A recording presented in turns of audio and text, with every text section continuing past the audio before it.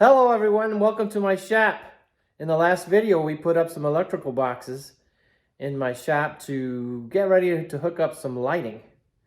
That's a lot of words there, but today we're going to put some Romex in those boxes, and I will not be putting in the outlets, but I will be putting in the Romex, and I will not be hooking it up to any power today. I just want to get the wiring run, so if at some point I get a call that says my installation is en route, I'll be ready. So let's get this done. I thought about whether I should run the Romex from this box over to this one, and then wire that one over to this one, and then a wire up to that metal box I showed you. But that means down in this box, it's going to be really crowded. And I don't want to have to deal with that. So I thought about, what if I wired each one of them and brought it up through this hole here to the metal box and had everything come together up in that box. So that box has a lot more room. So I thought, well, how much more Romex am I going to use doing that? But the only one I'll have to use more Romex, I believe, is this one. Because this one has to go all the way through here, past that one, and then up there to the box. Where this one would have had to come over here to this box. And that gap, or that space between this box and here, is enough to go from here up through the hole, up to the metal box. So I'm not losing anything here. This one is always going to have a wire going up to the box. The only one I've got to use more Romex for is this one, because it passes this box and then goes up through the hole up to the metal box. So that's a couple, 2-3 feet. I'm willing to use that to make each one of them wired up independently up into the metal box. So that's what I'm going to do. So we're going to start wiring these up. So I got 15 of these boxes to wire. So I'm not going to wire and take these lights out, because I got the lights working right now. What I'm going to do is wire them and just shove them up through the hole. And then when I get the insulation, I will, after I get the insulation installed, I will go up and wire those all in and make the receptacles hot. And then I will move my lighting, and I'll have to order some lighting. And once that comes in, I'll put them in temporary again, because I still have the ceiling I need to install. So, but I will wire some up so I can use the shop. So that's where we're at. So next step, let's wire. I got my tools here, and I got my wire. So I'm going to start wiring, and then we'll come back when I get some done. So I'm just going to wire them up and leave the wires loose until I get ready to get back up there in the attic again, hook everything up. So we got sort of a plan. Let me get going.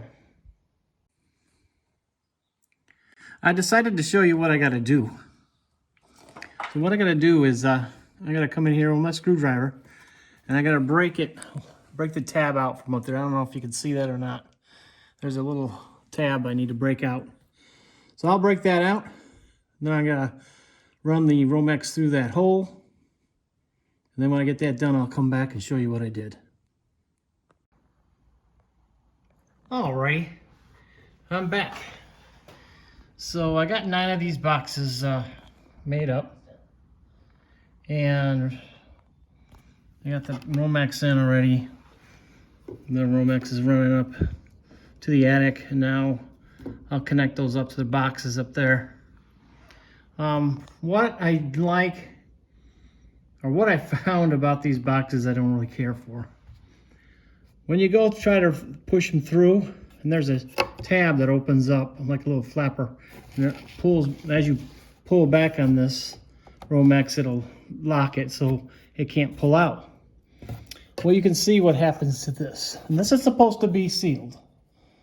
Let's see if I can, there you go. This is supposed to be sealed.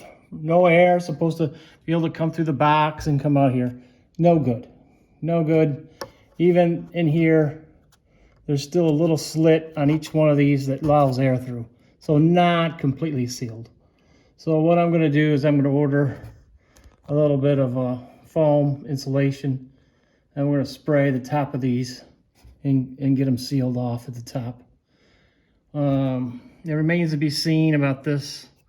When I put the vapor barrier up, I'll have to cut around these, and then theoretically, I guess when the ceiling goes up in here and pushes down, it will seal that. But I'm going to try to seal my vapor barrier around that. I can't do it a whole lot because I can't have something sticking out from here when I go to put my ceiling up, because it'll cause it to bow, and I don't want that. So I'll have to figure out what to do to get that sealed. I thought about trying to take this part off, but there's no way. I wish they would have left that off.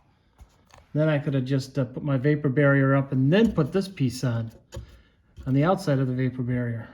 That would have really sealed it up nice. But, you know, in the end, it'll be better than having just a metal box up there with lots of holes in it. But we'll see what I can do about this. And I'll have to order some foam. I want to order some anyway. When I order it, I'll show you what I ordered. But that's where we're at right now. I got 9 of them done. I got 6 more to do. So I'll do those tomorrow. And I'll give you, I'll show you everything. It'll probably be in the next video.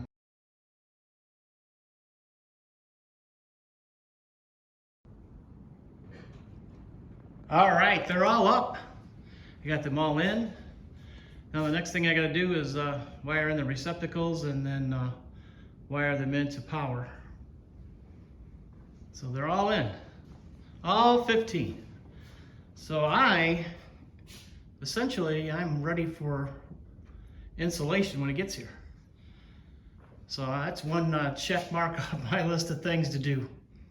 So there you go. I'm really happy about that. Yes, I am. It's been a long time waiting here for this to be done. I've been cold enough in my shop. All right, so I'm going to cut the video today. I hope you like what you saw, and if you have any comments, please leave them in the comment section. Please like and subscribe to my videos and my channel, and hit the bell notification if you want to be notified when I make another video. Thank you for watching this video today.